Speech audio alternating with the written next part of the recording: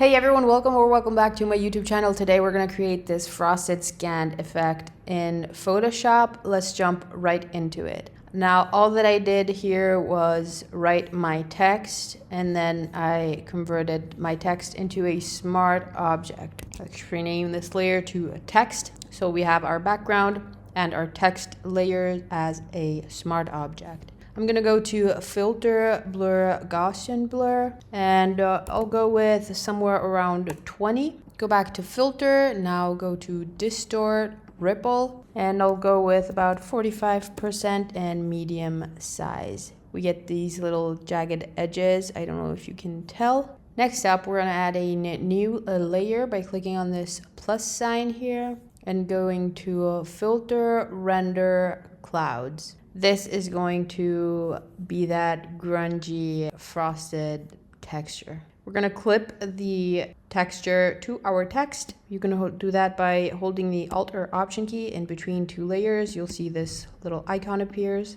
Just click and there we have it. And now go to Image, Adjustments, Levels. We're going to push the blacks and the whites towards the center to get this sort of cloudy, ripped or burned effect, and press OK when you are happy with it. This looks pretty cool to me. Now we are going to start adding some textures to this. I'll add some textures from my latest texture pack, which is free, so you can definitely go check that out. The link is going to be in the description. You can download these. They're super easy to use, high quality printer, scanner textures. I'll change the blending mode to either lighten or screen, whichever fits best. I'm gonna go with screen. I'll then add another texture, resize it. I'm gonna press Command I to invert it. I want this to have a white base to be our background, and change the blending mode to darken. And we can obviously layer even more textures one on top of the others. This is a semi-transparent one that I have,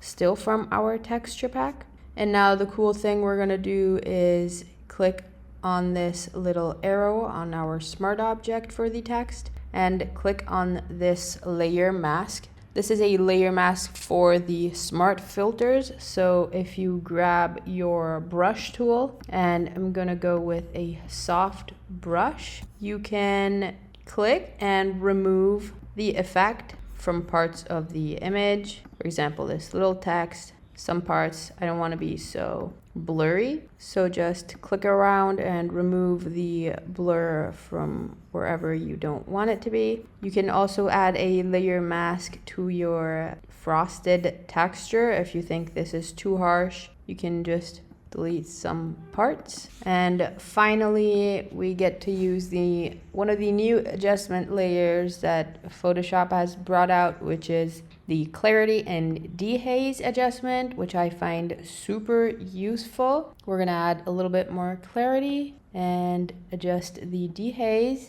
and we're gonna also add the grain adjustment, and this is basically it.